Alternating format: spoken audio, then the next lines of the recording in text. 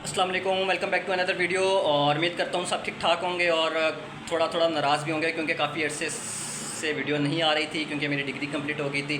Job hunting और इस तरह के मामला चल रहे थे, वीज़ा स्विच, और अल्हम्दुलिल्लाह अब सब सेटल आउट हो चुका है और अब वीडियोस आती रहेंगी वक्तन फ़वक्तन जैसे मुझे टाइम मिलता रहेगा। और मैं देख रहा था इंस्टाग्राम पे जो मुझे क्वेश्चंस आ रहे थे या फिर मुझे जो टिकटॉक पे कमेंट्स आ रहे थे, तो मैंने सोचा कि एक वीडियो बना दूं जो एक रेलिवेंट टॉपिक के रिलेटेड है कि आप लोग मोस्ट सूटेबल डेस्टिनेशंस क्या हैं। काफ़ी ज़्यादा क्वेश्चन यही आ रहे थे कि हमें कोई ऐसी कंट्री सजेस्ट करें, हमारा बजट कम है, और इसके अलावा हमें यूके के बारे में भी थोड़ी बहुत इन्फॉर्मेशन दे दें और किसी शंजन कंट्री का भी बताएं। तो मैंने उस हिसाब से जो है एक वीडियो बना दी है।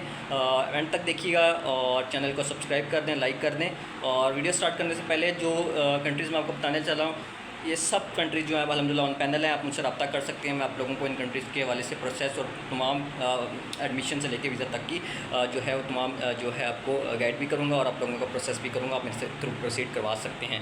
चलते हैं। सबसे पहले नंबर 1 डेस्टिनेशन जो पाकिस्तानी स्टूडेंट्स के लिए है वो है यूके, जहाँ से मैंने भी डिग्री की और आप लोग भी यूके आना चाहते हैं और आप लोग मुझे भी यूके की कंटेंट के हवाले से ही जान रहे हैं। तो यूके सबसे नंबर 1 आती है स्टडी डेस्टिनेशन पाकिस्तानी स्टूडेंट्स के लिए। और यूके में ये है कि बैचलर्स जो है वो 3 इयर्स का होता है, मास्टर 1 ईयर का भी होता है, 2 इयर्स का भी होता है, पीएचडी 3 इयर्स और एनवर्ड भी चल रही होती है। तो बैचलर की जो फ़ीस है वो आपकी 13,000 से लेके 18 to 20,000 पर पाउंड्स पर ईयर होती है और आपको पाकिस्तान से 65% of the fee for the first year देकर आना पड़ता है, ठीक है। और मास्टर्स के लिए मास्टर 1 ईयर का हो या 2 इयर्स का हो, फ़ीस इज़ सेम।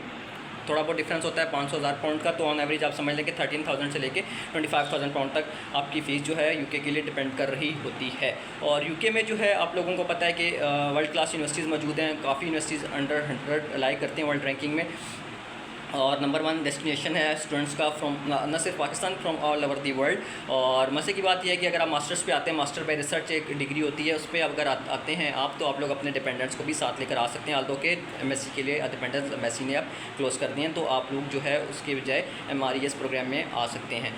और जो आपका है यहाँ पे आपको प्लस पॉइंट ये है कि आपको इंग्लिश लैंग्वेज बोली जाती है, आप लोग इजीली सर्वाइव कर लेते हैं, हलाल फूड आपको मिल जाता है, अपनी कम्युनिटी मिल जाती है, जॉब्स मिल जाती हैं, आप लोगों का सर्वाइवल थोड़ा सा इजी हो जाता है। ऑल्दो के सिचुएशन थोड़ी सी टफ है आजकल, बट होप सो कि बेहतर हो जाएगी इन द फ्यूचर। तो आइल्स आपको रिक्वायर्ड होता है 6.5, ठीक है, 6.5 नॉट लेस दैन 6 मतलब आपको रिक्वायर्ड होता है बैचलर्स के लिए भी और मास्टर्स के लिए भी और पीएचडी के लिए भी। और इन सम केसेस अगर आप अगर आप नर्सिंग या मेडिकल की कोई डिग्री करने आते हैं तो फिर 7 भी किसी केसेस में रिक्वायर्ड होता है आइल्स। बैंक स्टेटमेंट मैं आपको यहीं पे क्लियर कर दूंगा, डॉक्यूमेंट्स वीडियो के एंड पे बताऊंगा। सब कंट्रीज़ के तकरीबन सेम ही होते हैं, आप लोग उनको ध्यान से सुन लीजिएगा कौन कौन से डॉक्यूमेंट चाहिए और कहाँ कहाँ से टेस्ट करवाने की आपको लोगों को ज़रूरत होती है। तो जो आपकी बैंक स्टेटमेंट है वो 60 to 70 लाख पाकिस्तानी रुपीज़ होती है। कैलकुलेट कैसे होती है आपकी रिमेनिंग फ़ीस और आपका लिविंग एक्सपेंस। अगर आप इनसाइड लंडन है तो 1026 आउटसाइड लंडन है 1026 जो pounds per month into 9 months का आपके पास एक्सपेंस होना चाहिए। और जो है अगर आप इनसाइड लंडन है तो 1300 के करीब वो होता है, तो आप लोगों के पास वो प्लस इंटू 9 करना है और आप लोगों ने इनको ऐड कर लेना, तो 60 to 70 लाख पाकिस्तानी रुपीज़ आपकी इन शॉर्ट बैंक स्टेटमेंट बन जाती है। इसके अलावा जो डॉक्यूमेंट रिक्वायर्ड है मैं आपको एंड पर बता दूँगा, ठीक है। और यहाँ पे यही है, बाकी आपने मेरा कंटेंट देखा होगा यूके के वाले से। फिर हम चलते हैं अपनी सेकंड कंट्री की तरफ, जो कि एक शेंजन कंट्री और बड़ा ही खूबसूरत मुल्क है। बुडापेस्ट उसका कैपिटल है, पहचान तो आप देंगे हंगरी के नाम से जाना जाता है। और नोकिया की जो है फैक्ट्री भी किसी दौर में या आप कह लें कि कंपनी की जो थी हेड ऑफिस भी वो भी यहाँ पर ही था।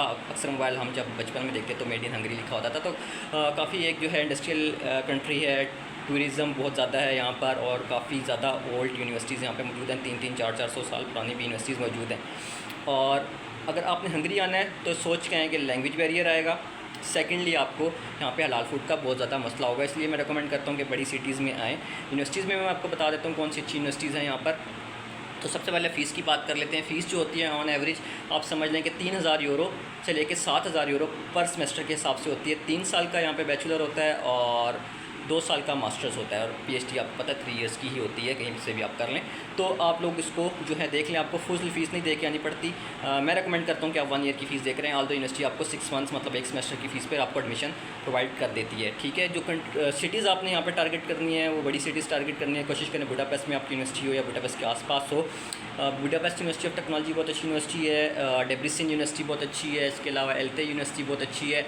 और अगर आपने कोई नर्सिंग, मेडिसन या वेटनरी साइंसेस की डिग्री करनी है तो Hungary is the number 1 destination for you. तो हंगरी से आपने करनी है और काफ़ी ज़्यादा आपको जॉब मार्केट भी आप कैप्चर कर लेंगे अगर आप हंगरी से ये डिग्रीज़ करेंगे। लिविंग एक्सपेंस आपका जो है वो 800-700 यूरो पर मंथ तक आपका आ रहा होता है और पार्ट टाइम जॉब्स आपको 20 आवर्स लाइक क्योंकि अलाउ होता है आप लोग 20 hours during your term time और ऑफ टर्म टाइम आप फुल टाइम वर्क कर सकते हैं। और इमिग्रेशन में जो पॉलिसीज़ हैं वो मे वेरीज। जब आप लोग वीडियो देख रहे हो तो आपने जाने से पहले देख लेना है कि कितना वर्क अलाउ किया हुआ है हंगेरियन इमिग्रेशन डिपार्टमेंट ने फॉर द इंटरनेशनल स्टूडेंट्स। ठीक है, जॉब्स आपको क्या मिलेंगी लाइक यूके यहाँ पर भी जॉब्स आपको मिल जाती हैं, आप डिलीवरी कर सकते हैं और न्यूज़पेपर जो है आप फेंक सकते हैं सुबह सुबह जाकर।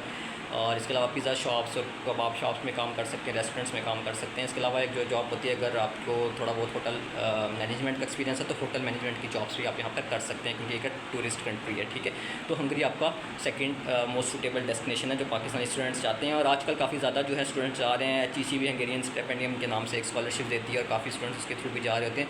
उसका मुझे नहीं पता, स्कॉलरशिप को मैं डील नहीं करता हूँ हंगरी की। आप लोग HEC की पेज को जाकर देख सकते हैं। नंबर थर्ड कंट्री है, तीसरी कंट्री है हमारी लिस्ट में वो है टर्की। तुर्किया नाम हो गया बट मैं तो टर्की ही कहता हूँ और आप लोग मेरे ख्याल टर्की ही कहेंगे। तो टर्की एनीवेज टर्की आप जा सकते हैं। टर्की जो है एक एशियाई कंट्री है बट कुछ पार्ट इसका यूरोप में भी आता है, आप लोगों को पता है। और काफ़ी जो है tourist all over the world from यहाँ पे आते हैं। इस्तांबुल यहाँ पर जो है सिटी है, काफ़ी ज़्यादा वहाँ पे टूरिज़्म होता है।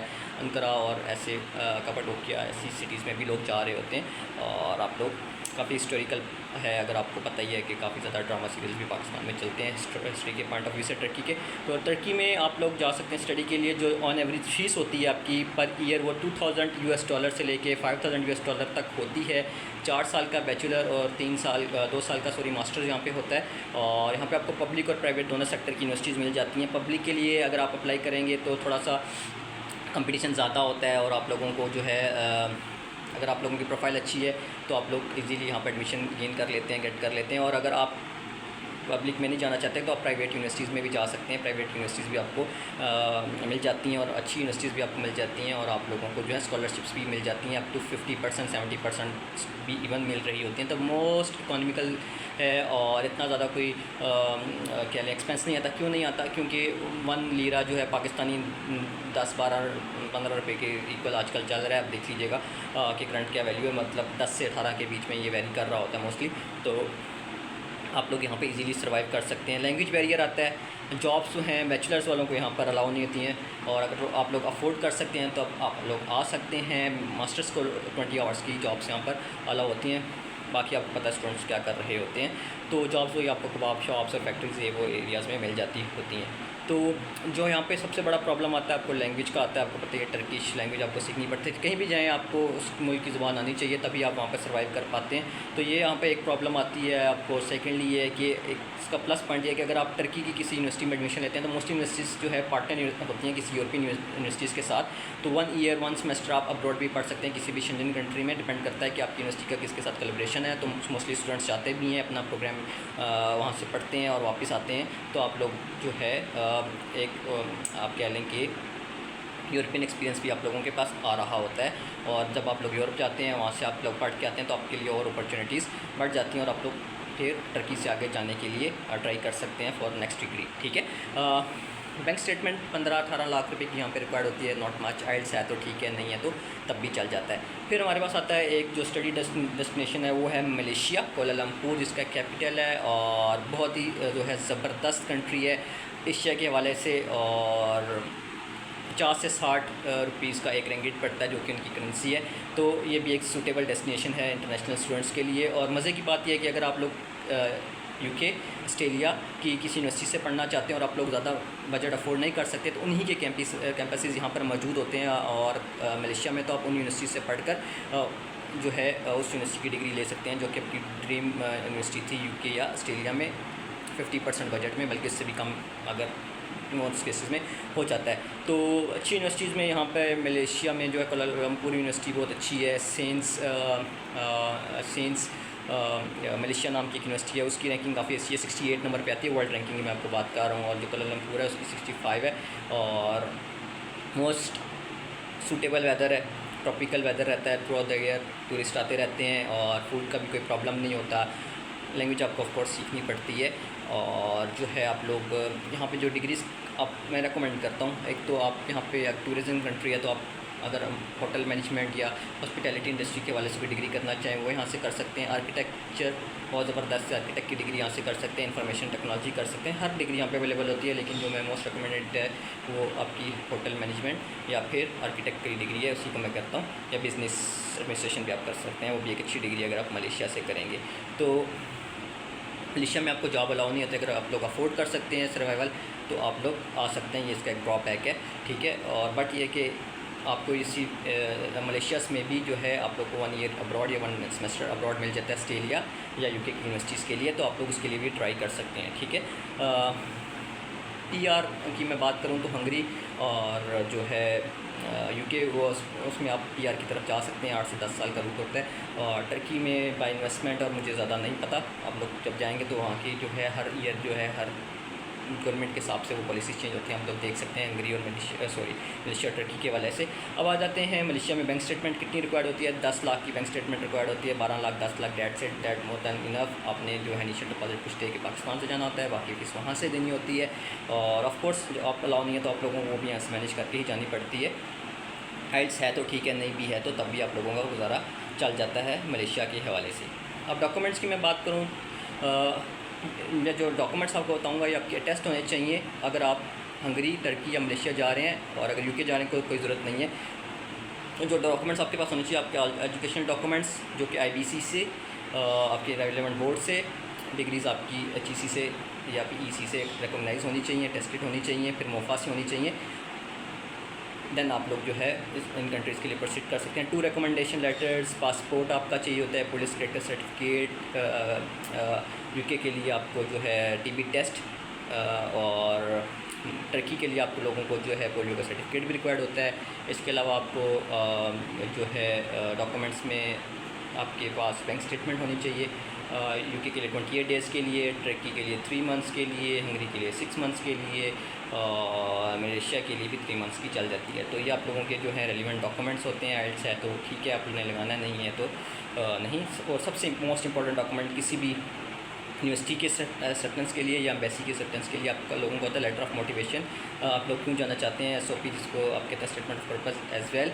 तो वो आप लोगों ने हर कंट्री और हर यूनिवर्सिटी के हिसाब से जो है राइट करना होता है, और वही आपकी प्रोफाइल होती है। आपने अपने आप को उस लेटर के थ्रू प्रेजेंट करना होता है एक यूनिवर्सिटी में भी और अपने आप कह लें कि एक एम्बेसी में भी, ठीक है। तो अगर आप लोगों को नहीं लिखना आता तो आप मुझसे रब्ता कर सकते हैं, मैं आपको बता दूंगा। पहले भी एक वीडियो बनाई हुई है, वो भी आप देख सकते हैं कि कैसे लिखा जाता है। फिर भी नहीं आता तो मैं आप लोगों को लिख कर भी दे दूँगा, सैम्पल प्रोवाइड कर दूँगा, आप लोग मुझसे कॉन्टैक्ट कर सकते हैं। और ये थे कुछ डॉक्यूमेंट्स और ये थी कंट्रीज़। तो आप लोग बताएं कि आप लोग कौन सी कंट्री में जाना चाहते हैं और या कौन सी कंट्री से डिग्री कर रहे हैं। अगर कोई क्वेरीज़ हैं तो आप मुझे इंस्टा पे डीएम कर सकते हैं, यहाँ पे कमेंट कर सकते हैं। और जल्दी एक 1-to-1 लाइव सेशन भी आ रहा है आप लोगों के साथ, जैसे मैं पहले करता था यूट्यूब पे। आप लोगों से लाइव Q&A सेशन होगा और आप लोगों की जो क्वेरीज़ हैं वो आपको ऑन द स्पॉट जो है उसके आंसर्स मिल जाएंगे। इसके अलावा जो है ऑफिसेज़ ओपन हो रहे हैं पाकिस्तान में, ठीक है, और इंशाल्लाह आप वहाँ पे भी विज़िट कर सकते हैं, ठीक है। तो ये थी आज की वीडियो, मिलते हैं किसी नेक्स्ट वीडियो में। तब तक के लिए अपना ख्याल रखें, दुआ में याद रखें। अल्लाह।